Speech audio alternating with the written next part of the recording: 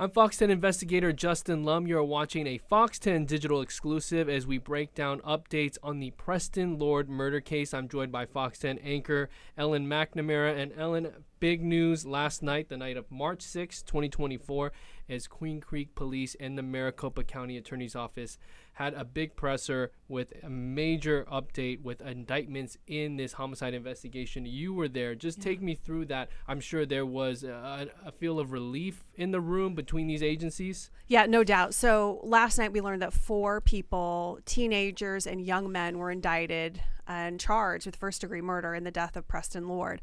Today, so a day later, 2 more people have been indicted and also charged with first-degree murder. So a total of 6 people so far. But yeah, last night, so we heard from County Attorney Rachel Mitchell. We heard from the Queen Creek Police Chief, Randy Bryce, and they made this announcement. And so there definitely was a sense of relief. But I think, too, is so important to keep this in mind. And Rachel Mitchell brought this up right away. She said, this is about a 16-year-old boy, the death of a boy who was murdered, beaten, and his family has had to live with this. She said, too, his family is in agony. The loss of a child is unimaginable for most of us, but then to live it is a whole new level of horror. And I think, Justin, you could probably speak on some of this. Living it is like the world of social media nowadays. And, you know, people are commenting on Facebook. They're, you know, sharing it. There's all these videos too of his death that has been out there, you know, on Snapchat or whatever. And this poor family, you know, they not only are having to grieve, but they're also having to deal with this in such a public way too. And this 4 months probably felt like 4 years, and you have that amplification of social media and the pressure from the community on all these platforms. So really, for the county attorney's office and Queen Creek PD, it was a big deal. It still is a big deal. Let's break down the charges now. A total of 6 people, like you said, indicted. Here are the names: 18-year-old William Hines, 20-year-old Dominic Turner, and 19-year-old Taylor Sherman. We also have 3 juveniles here, all 17, Talon Renner, Talon Vigil, and Jacob Meisner. These 6 are accused of murder in the first degree, and second degree would be the alternative, and then there are kidnapping charges as well. And 1 suspect in Dominic Turner is also accused of aggravated robbery. So really everyone facing the same things, but we still don't know a lot as for the backstory besides this Halloween party that turned into a tragedy. Right. And we talk about first degree murder. And so I just wanted to bring some of this legal, just state law into what we're talking about here. First degree murder, you have to keep in mind that there has to be intent, right, for someone to be charged with that. So you're going to take somebody's life, but it's going to be premeditated, and it's going to be intentional. We don't know some of the evidence that played into the part of this indictment and charging these people with that first degree murder. But clearly, you know, County Attorney Mitchell is going to go into court. She wants a conviction. She, according to her, you know, they have proof that these kids and young adults had premeditation. So that's what that first degree murder charges. As far as kidnapping, I thought that was interesting because when you think about kidnapping, you think of the traditional sense of kidnapping, right? Absolutely. Someone, you know, maybe shoved in a car or, you know, something just horrible where they're bound. And the county attorney said last night that kidnapping in our state, in Arizona law, you're committing this offense if you knowingly restrain another person and do with some specific intent in mind. So she described this as there's all these videos out there of someone who is physically not allowed to move. They're being restrained.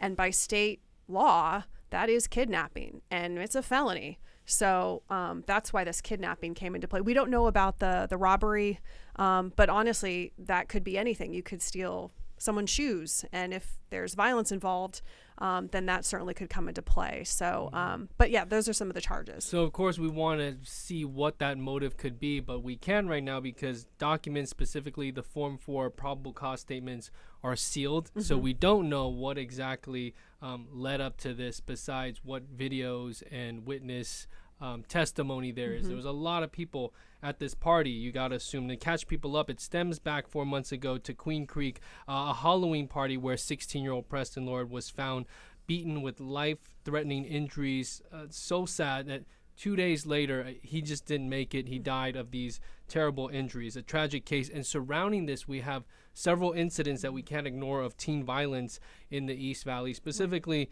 in Gilbert. So here's the thing. There's this large crowd of people that night. And today, the lawyer for the family of Preston Lord said in court that witnesses were threatened at some point throughout this investigation. So that fear was also a factor in this case, because you got to know that there were so many people out there and 2,000 pieces of evidence, 600 videos or however many. I mean, there was a lot of video evidence and people knowing who's who, but yet it took this amount of time to finally get these indictments. It's interesting. And, you know, we have the timeline of kind of everything that happened. And so we know that Preston, he was beaten. That was October 28th. October 30th, he died. December 28th, the charges were submitted. And then February 14th, the autopsy report was complete. And that was crucial. That was, according to the county attorney, they needed that autopsy report. And then March 6th, of course, that's when the indictments were announced. We talked about when those charges were submitted. And at that time, Queen Creek Police said, we have 7 people that we are recommending that the Maricopa County Attorney's Office charge with his murder. Right now, we just have 6 names.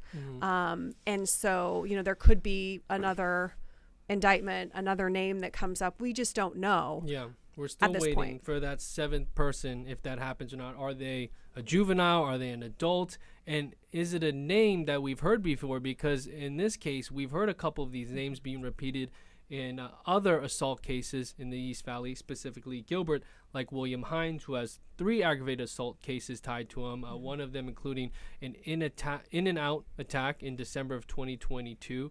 And the court documents in that case said that he told police earlier this year, that he was a part of a group of friends that had a reputation. Now, he did not use the moniker, the so-called Gilbert Goons, because we also want to know, in this case of Preston Lord, will it somehow tie back to Gilbert Goons, and will there be criminal street gang charges? Right. And we don't know that at this point. Something else, too, that the county attorney was asked last night, would parents of these people who are being charged now with first-degree murder, would they be charged? And she didn't go into specifics, but she said that, yes, I mean, anything is on the table. And if any person committed an obstruction of justice offense, then yes, they will definitely be charged. That's also a felony too.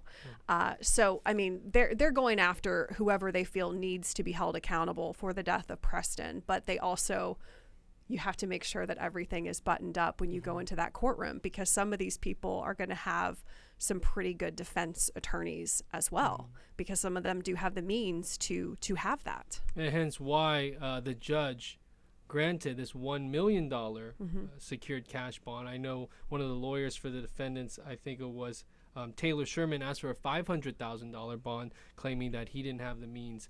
But you spoke of parents, and you brought this up yesterday about the Renner name, in this case, the Renner name being familiar. Now, we wanted disclaimer, these 2 Renners that we'll mention have not been charged in the Preston Lord case.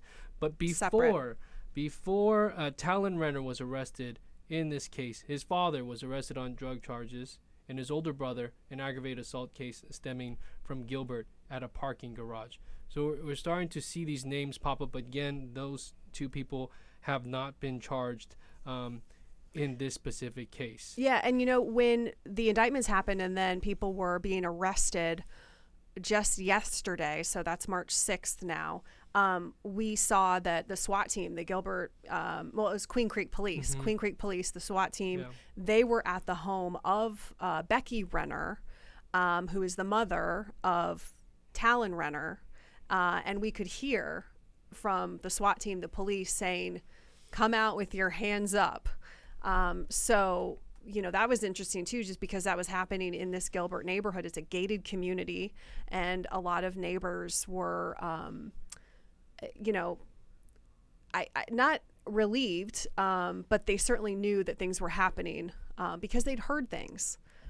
So anyway, so we just had the video of that, and that kind of rocked that neighborhood, you know, in Gilbert. And overall, people want to see justice for all the victims of teen violence throughout the East Valley and all over. This is not just isolated to the East Valley. But you brought this up earlier, that this Preston Lord case sort of makes this happen, the reopening of cases in Gilbert, and just kind of the collaboration between the agencies, because this really did rock the whole community, Preston Lord's death. Yeah, and some parents that we've spoken with that are involved in some of these other teen violence cases, parents of the victims in those cases. One is a dad that we've interviewed multiple times.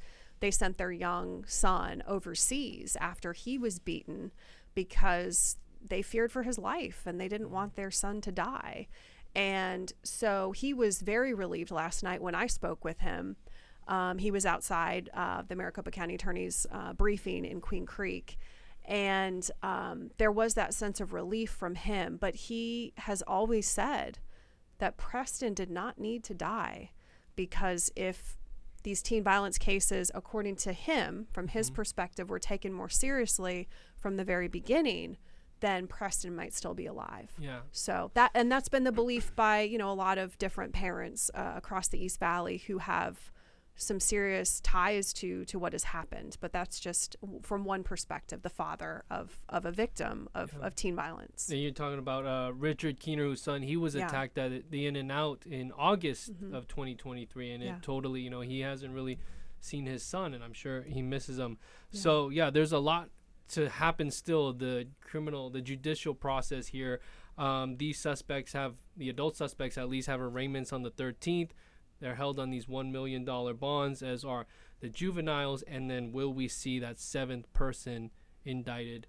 As of right now, March 7th, 2024, we don't have that yet, but we'll keep everyone updated. And and the mugshots too, we talk about those juveniles. So we have 3 mugshots of the adults. We don't have the mugshots of the 3 juveniles, but we have to keep in mind that these juveniles, they are being charged as adults, so we can identify them, and we eventually will have their mugshots. We just don't have them right now. I know that there is some frustration. You're saying, well, why are you hiding these people? We're not hiding those people. That's just how the court system works. But they are being charged as adults, where normally if you're a juvenile, we can't reveal your name, because that's just legally what we can and cannot do as a news organization. Yeah. At some point, those documents will be unsealed, and we'll be able to read the probable cause and see more about a possible motive. Do you have a big question on all of this? I'm sure you do. I have so many questions. I think just as a parent, though, Justin, you're a parent too. It's just heartbreaking. I mean, just heartbreaking that kids are beating up other kids and putting it on social media. I mean, I aside from the Preston Lord case and aside from some of these other teen violence cases, I am concerned, Concerned for society. For society, absolutely. I mean, what does it say about someone who does that and, gets a rise out of that, and especially if they're a child, because that's really what it comes down to. We're talking about children. So, I think it's more of a concern about society, and also some of the parents that are involved, some of the parents of these, young people that are now charged with first-degree murder. What is going on? What is going on? And I think that, to me as a parent, is more concerning, I think, than anything. But yes, what about you? Yeah. Do you have any questions too? Really just the why. Obviously Preston did not deserve 1 ounce of this, but what happened? What exactly led up to this just brutal assault, this jumping of an innocent teen who was loved? And I just want to know why. I mean, very simple. So, our perspectives as a parent, very relatable to so many people in the Valley and in the world. I mean, it's just heartbreaking. Something needs to be done. There's a lesson to be learned here for sure. But Ellen, I thank you for. Do you want to mention anything else on this case? I think it was a good breakdown. Yeah, I think where so. We're at right now. Yeah, and this is changing too by hour. So like last night we had 4 people who were indicted and charged with first-degree murder. Then the next morning we had 2 more people. We could have another. We could have more arrests. This is a case different that is charges. Who absolutely. knows? I mean, things are changing very rapidly with this case. So I think it's a good idea to break down some of this and kind of, what do we know? We're not going to speculate on things because that's not our job. Yeah. But what do we know right now? And I think our viewers and listeners certainly can benefit from just talking about what do we know. Absolutely. Thank you guys for watching. Yeah. Subscribe to our Fox 10 Phoenix YouTube channel. Head to fox10phoenix.com for more of our coverage on this case. Our Fox local app on your smart connected TVs. We're going to do more of this, and we appreciate you guys watching this digital exclusive. Yeah. Thanks, Ellen. Thanks, Justin.